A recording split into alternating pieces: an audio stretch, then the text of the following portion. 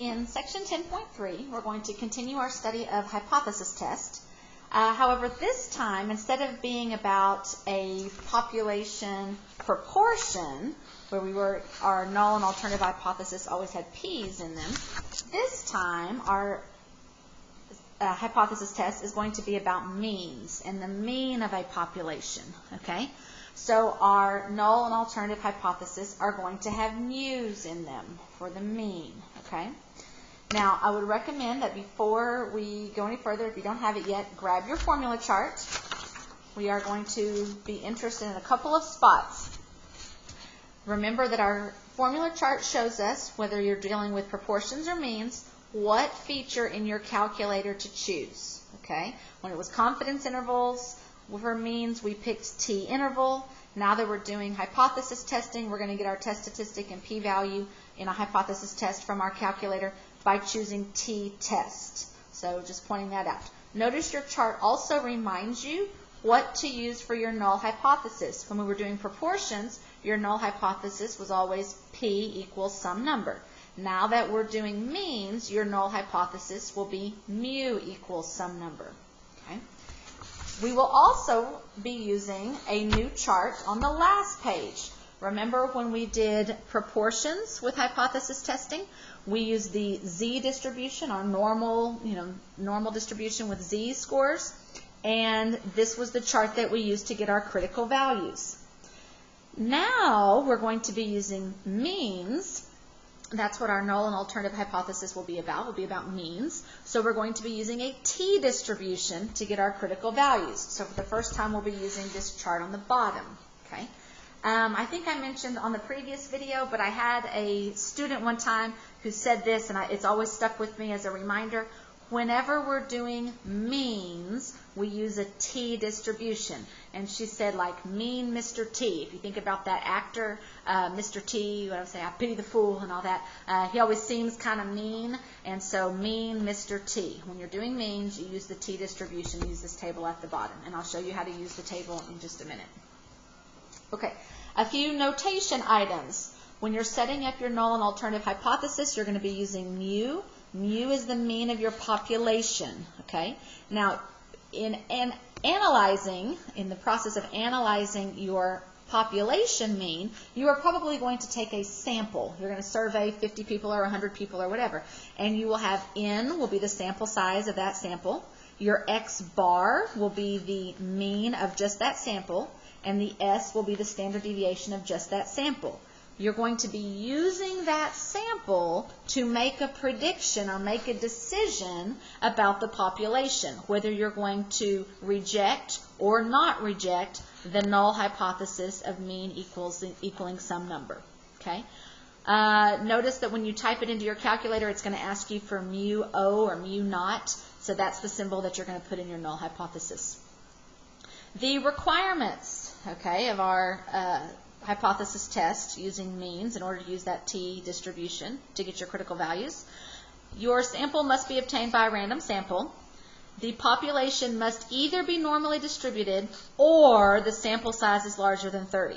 So generally we're going to have fairly large samples, like 50 or 100 or 1,000 or whatever. So if you have a sample size over 30, you don't have to worry about whether it's normally distributed or not. Chapter 8, the central limit theorem, says, hey, the sample distribution of your sample mean, your SDSM, is going to come out normal if your sample size is over 30. So we don't have to worry about that.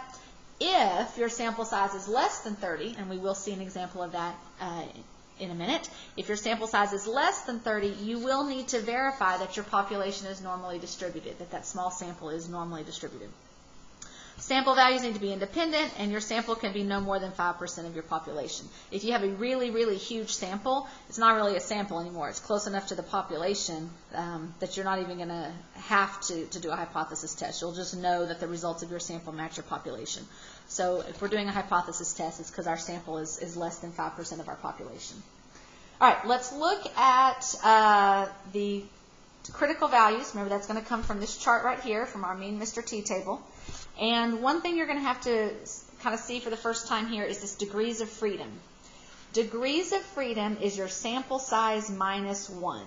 So let's say that my sample had 30 people in it. I would track my degrees of freedom if my sample size was 30, 30 minus 1 is 29. So I would track degrees of freedom down to 29, and then I would track across here to the appropriate column to get my critical value. Okay? Well, how do you know which column to use? It's based on the area. Okay, so remember that when we had our proportions values, okay, and we were using this z distribution, if you had a left-tailed test, your critical value was a negative number because it's based on the idea that your z-score of 0 is in the middle, your negative z-scores are on the left, your positive z-scores are on the right. So if you had a left-tailed test, your cutoff was on the left side, and you had a negative critical value based on your level of significance. If it was 0.1, your critical value is negative 1.28, and so on. If it was a right-tailed test, notice that the number was the same, it's just that it was a positive number because your tail was over on the right where the positive z-scores are. And if you had a two-tailed test, you had both. The number changed. It wasn't the exact same number, but there was both positive and negative. Okay? That 10% was split between the two tails, and that's why it was cut a little bit further out, because your 10% got split 5% on each side, so that moved them a little further out, but it was both the positive and the negative. Notice on your t-distribution, it assumes that your area, your tail, is on the right side. So all of the numbers are in this table are based on assuming that it's on the right-hand side. So if your sample size was 30, your degrees of freedom was 29, and your alpha was 0.1, you would look in the 0.1 column, because that's your alpha, and you would track down to 29 degrees of freedom, right here, and your critical value would be 1.311. Okay? If you were doing a left-tailed test at alpha equals 0.1, you would track 0.1 down to 29 degrees of freedom. It would still be the number 1.311, but you would be over on the left side. So you would use negative 1.311. Now, where it gets a little tricky is if you have a two-tailed test. If you have a two-tailed test, your alpha is split between two parts. So if your alpha was 0.1 and now it's split between two parts, 0.1 divided by 2 is 0.05. So I would have to look in the 0.05 column. Even though they told me alpha was 0.1, if I'm doing a two-tailed test, I have to divide that by 2, and I would use the 0.05 column and track down to 29 degrees of freedom. And I would see 1.699. And I would have to use both the positive and the negative 1.699 because I have two tails. So we'll see some examples of that as we work through our examples. Okay? So you will have to put the appropriate sign on the critical value, either know that it's positive, stick a negative, or stick a plus minus in front. Your test statistic and p-value will still come from the calculator. And as it mentions on your chart, but our notes say right here too, you will pick stats, test, and then t-test in your calculator when you're doing a hypothesis test with means. All right, let's try some examples. According to the American Community Survey, the mean travel time to work in Collin County in 2013 was 27.5 minutes. Okay, so that meant it took people on average 27.5 minutes to get to work. That was their commute time. The Department of Transportation said, oh no, people are not happy with this long commute time, so they reprogrammed the traffic lights in an attempt to reduce the travel time. They thought, you know what, if we adjust the stop light times, how long they stay red and green, we can maybe speed it up and people can maybe get to work in less time, and that would make people happy. To determine if there is evidence that the travel time decreased as a result of the reprogramming, the Department of Transportation obtains a random sample of 2,500 commuters. They recorded their travel time to work, and they calculated the sample mean was 27.2 minutes with the standard deviation of 8.5 minutes. Does this result suggest that travel time has decreased at the alpha equals 0.05 level of significance? All right, a lot to unpack there. Let's make a note of what we found. Okay. Null and alternative hypothesis. Okay. Well, notice what happened. The original commute time was 27.5, And they were trying to reduce it. In fact, if you look at their sample mean, their little group that they surveyed, it went to 27.2 minutes. So it does look like it went down. Okay, so our mean for all null and alternative, remember the claim is your H1, your alternative. Initially, 27.5, our null always has to have the equal to. They are claiming that they reduced it, that the travel time decreased. So our alternative is that the mean is less than 27.5. It decreased. And our alpha equals 0.05. Because we have a less than symbol here, we will be doing a left-tailed test. So I'm going to skip down for just a second to my picture. I know that I am going to be doing a left-tailed test because I put a less than symbol right there.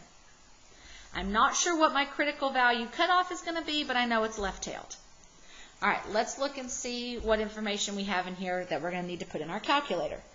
Let's see, we had a sample of 2,500 commuters, so N is 2,500. The mean of our sample mean, so of our 2,500 people, their average commute time was 27.2 minutes. That's an X bar because it is a sample mean. And the standard deviation was 8.5. That's going to be S. S is our symbol for sample standard deviation. Okay?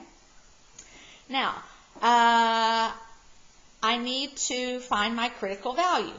Critical values come from tables. Okay? I need to know, so that's the table down here, the T distribution, because we're doing means, mean Mr. T. Remember that your degrees of freedom is N minus 1. Okay? We had 2,500 people in our sample. 2,500 minus 1 is 2,499. If you look on the degrees of freedom, it does not go all the way down to 2,499. So we're going to use the number that we have that's closest to it, which is just 1,000. Now, if you really look, whether you had 100 or 1,000, that critical value didn't change by much. Okay, it's barely any different at all. In fact, for 90 versus 100, it's exactly the same. Okay, so you know, it's okay that we don't go to 2,499. We'll go to 1,000. That's the best we can do with our table. Okay. Now we need to know what column to look in. Well, this is a left-tailed test. If it's left-tailed, that means our critical value is going to be negative. Positives are on the right-tailed, negatives are on the left-tailed. That alpha tells us what column to look in. Since it's left-tailed, we just have a single tail, so we don't need to do the divide by 2 thing. Our alpha equals 0.05, so we're looking in the 0.05 column. So I'm going to look in the 0.05 column. I'm going to track it down to the degrees of freedom that was closest, and I got 1.646. Now, I am going to put a negative on it because it's left-tailed. If it had been a right-tailed test, my critical value would be positive. If it had been a two-tailed test, I would have needed a positive and a negative on my critical value. Okay? Test statistic, that comes from my calculator. So does the p-value. So I'm ready to go to my calculator. As a reminder, when we're doing means, our chart tells us when we're doing means and we want our test statistic and p-value from our hypothesis test, we will pick t-test. So I'm going to go to stat. I'm going to arrow over 1 time or 2 times to test, and I'm going to pick option 2 for t-test. And it's going to ask me, hey, do you have data or you just have the stats? We just have stats. We do not have all 2,500 people's commute time to give it the data. So we're picking stats. Mu naught. In other words, what was the number that you put in your null hypothesis? We put the number 27.5. That was our population mean that we put in for our null hypothesis. X bar, what was the mean from your sample? 27.2. Standard deviation, what was the standard deviation for our sample? 8.5. N, what was your sample size? Our sample size was 2,500. And then they want to know what symbol we put. Okay, this is going to match the symbol that you put in your alternative. We have a less than symbol in our alternative hypothesis, so we pick the less than symbol right here. Match the symbol in your alternative hypothesis. And then I'm going to hit calculate. It says, okay, you said that your alternative hypothesis was mu is less than 27.5. That is what we put, so that's good. Our test statistic, our t, remember mean Mr. T, it's a t because we're doing means, is negative 1.76. Okay. Our picture, we'll finish that in a second. Our p-value, since we're looking at it, we might as well go ahead and fill it in. Our p-value is 0.0389. You could round to whatever place they say on your homework. Okay. Now we need to make a decision. Are we going to reject or are we going to not reject? Now remember, both the rejection region approach from our test statistic and our p-value approach should lead to the same conclusion. Okay. Remember, a z-score or a t-score in this case of 0 would be in the middle. Our cutoff score, our critical value, was negative 1.646. That's our critical value, our cutoff number for the critical region or the rejection region. Where does negative 1.76 fall? Well, it's negative, so it's definitely on the left. And negative 1.76 would be a little bit further out than negative 1.6. So negative 1.76, our test statistic, is in the rejection region. Since it's in the rejection region, that means we will reject. Another way to think about it is with the p-value. We compare the p-value to alpha. P was 0.0389. Alpha was 0.05. P of 0.03 is a little bit smaller than the alpha of 0.05. Remember, if P is low, reject the HO, okay? Reject the null hypothesis. So we will reject. Both the test statistic rejection region method and the p-value method led to the conclusion of reject, okay? Now, what does that mean? Well, we rejected the null hypothesis. The null was that the average travel time to work was 27.5 minutes, and we go, baloney, no, I do not believe you. We are rejecting that, okay? Since we reject the null, that means there's evidence to support the alternative. So our sentence will be, there is sufficient evidence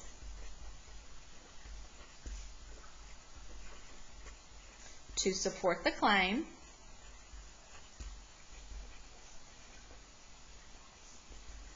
that what? What was our claim? Our claim was that the mean travel time is less than 27.5 minutes. That was the claim. The alternative hypothesis is your claim. There's evidence to support it. So there is sufficient evidence to support the claim that the mean travel time to work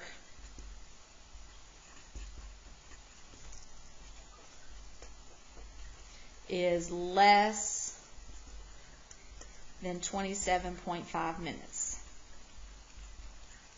Okay. Remember, if I had circled not, I would write not. So if I was not rejecting the null, that means there would not be evidence to support the claim. Okay. Since I didn't circle not, I'm not writing not. Left not out here, leave not out there. Okay. So are we supporting the claim? Yes, we are. We rejected the null. We rejected the null. That means we're supporting the claim. And so, yes, there is statistically significant results. Now, if you remember in the previous video, we mentioned that just because you reject does not mean that there's practical significance. Statistical significance does not mean practical significance, and this is a great example of that. Okay, notice originally the commute time, it was taking people an average of 27.5 minutes to get to work. We are rejecting that. We're saying, hey, it is not 27.5 anymore. It's less than that. Okay? But if you look at our sample of 2,500 people said the average time to get to work was 27.2 minutes. Now, 27.2 minutes is definitely less than 27.5. And we figured out that it was not just by chance, that the reason our sample took less time is because they really did make changes to the stoplights that lowered the time to get there.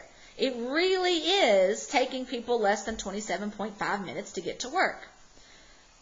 But think about it. Just because we found statistical significance, does that really make a lot of practical difference to people? Okay, so they went from 27.5 minutes to 27.2 minutes. That's like 12 seconds, okay? Maybe 18, okay? Maybe 18 seconds. Is that 18 seconds of savings really going to make that much difference to people? Are they really going to notice that they're saving time on their drive to work? Probably not, okay? Now, I'm picturing the Department of Transportation folks, and they do a great job for us. They do a lot of good things, but I'm picturing them being like, yeah, look, hypothesis test. We proved it. We did it, y'all. High five. We lowered people's commute time. And they did, but is it really that much difference to people, those 18 seconds? Probably not. So practically, there's not much difference, even though statistically there was, okay? And that's what we got to be aware of, particularly when there's large sample sizes. 2,500 is a pretty large sample size. That sometimes happens when you have large samples, is that you get you get statistical significance and you reject, but it doesn't really make a lot of difference practically to people. Okay, another example. In 2002, the mean age of an inmate on death row was 40.7 years. Oh, that's a not happy thought. Average age of inmates on death row is 40.7 years. Now, that does not mean that they are on death row for 40.7 years. It's their age. So they went up and down death row and they said, how old are you? How old are you? How old are you? You know, some were probably in their 20s, some were probably in their 60s, some were in their 40s, their 30s, whatever. And they averaged together all their ages. Okay, so it does not mean they were on death row for 40 years. It means the average age of the people on death row is 40.7 years. Okay. A sociologist wonders whether the mean age of death row inmates has changed since then. So in 2002, it was 40.7. She goes, you know what, that's a while ago. I wonder if it's different now. I wonder if there's more younger people now or more older people, or I wonder if it's different. So she randomly selects 32 death row inmates. She finds that their mean age is 38.9. Now 38.9 is less than 40.7. So initially we're going, oh look, it's younger. And the standard deviation is 9.6. We're going to test her claim using alpha equals 0.05. Okay, so we need a null and alternative hypothesis. Well, we need to compare what happens now to what it was in 2002. So in 2002, the mean was 40.7.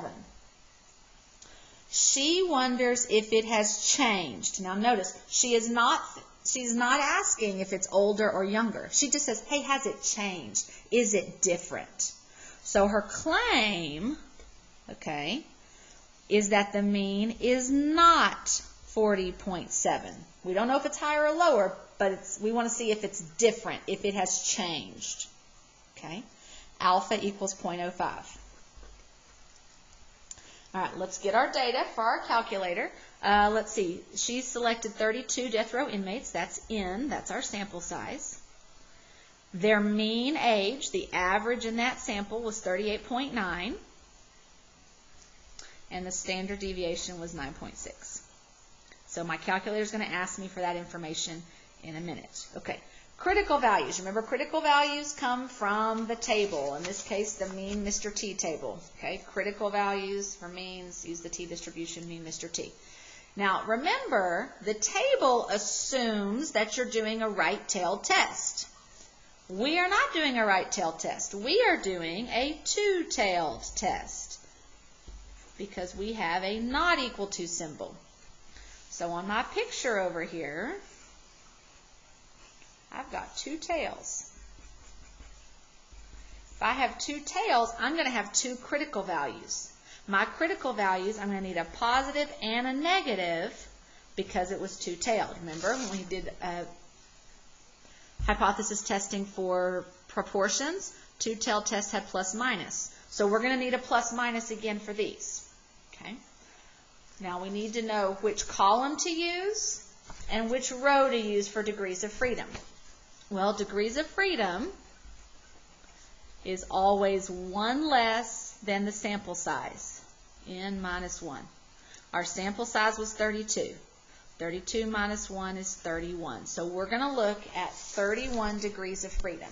degrees of freedom, track it down to 31, and then we'll track it across to the appropriate column. All right, which column should we use? Well, because this is a two-tailed test, that alpha 0.05 is split between two regions. So I'm going to have to take my 0.05 and divide by 2. 0.05 divided by 2 is 0.025. So I'm going to look in the 0.025 column on my formula chart. Okay, so I'm going to the 0.025 column, and I'm tracking down to 31 degrees of freedom. 2.040 is my critical value. And remember, it's plus or minus because we have two tails.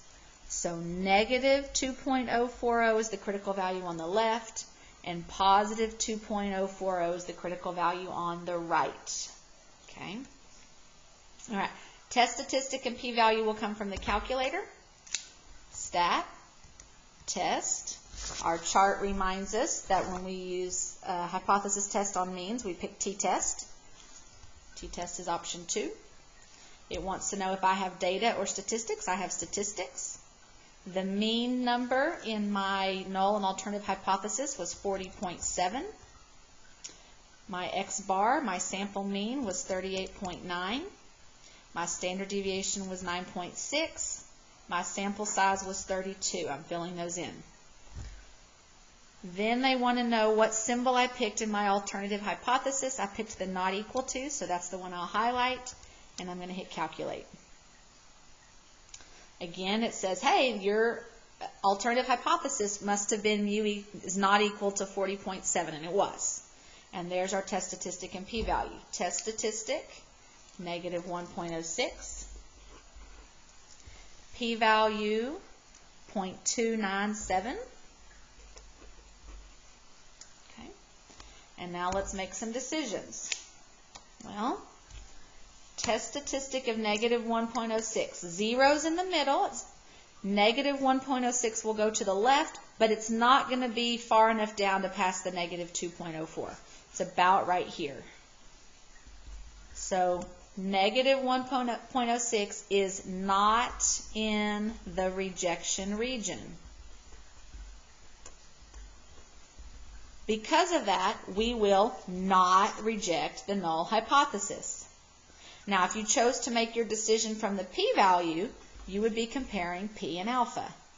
P is 0.297. Alpha was 0.05. P-value of 0.297 is larger than the alpha value of 0.05. Remember, if p is low, reject the whole. P is not lower, so we will not reject. So notice that both the rejection region method and the p-value method led to the same conclusion of not rejecting. So our sentence, since we circled not, we will write not. There is not sufficient evidence to support the claim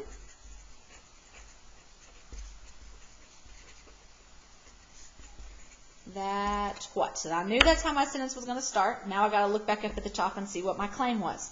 My claim was that the mean age on death row was 40.7. That's my claim. So that's what I'm going to write. The mean age on death row is 40.7 years old.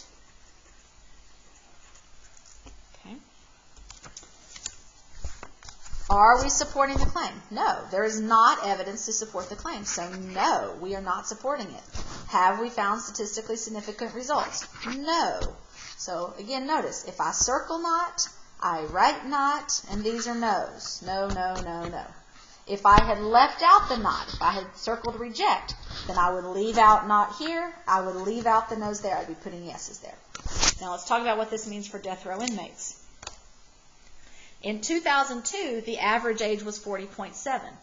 She wondered if it had changed. She wondered, and she didn't know if it had gone up or down. She just thought it might be different.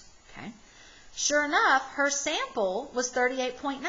38.9 is not 40.7. In fact, it's lower. So she might have thought, you know what, I bet the age went down. Okay? But the probability, if the average age really is 40.7, then the probability of you getting 38.9 or lower is still almost 30%. It's 0.29. That's not incredibly low. So she just happened to get a group, a sample, that was a little bit below average, but not way low. Not so low that we think they were lying to us about the population mean. Okay? Now also keep in mind, her sample size was 32. That's not a very large sample. If she had had a sample size of 500 or 600 and the mean was still 38.9, I bet that would have moved this test statistic further down and we might be in the rejection region. Okay? So remember, when you have a really large sample size, that's more likely to lead to rejection. It's not a guarantee, but if you have a really large sample and your average, your mean is different from your null hypothesis, that's more likely to lead to rejection. She had a pretty small sample. Now, it's still above 30, so it was appropriate for us to do this test, but not much above 30. So it probably was not enough to create the test statistic in the rejection region. Okay? Let's do, that's probably long enough for this one. So we'll do the last couple of examples in another video.